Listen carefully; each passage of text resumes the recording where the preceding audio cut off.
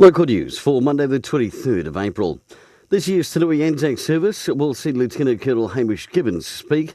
The Lieutenant Colonel is the commander of the Queen Alexander Mounted Rifles. At the start of the last century, Te Nui volunteers were part of the Wellington East Mounted Rifles, which is now incorporated into part of the Queen Alexander unit.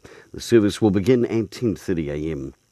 Minister of Finance Grant Robertson will be in the region today to officially open Kieran McAnulty's office on Queen Street, as well as speak at a Chamber of Commerce function. And the Wairarapa Regional Mountain Bike Track Trust is seeking views from the community as it considers the feasibility of developing new mountain bike trails and experiences across the region.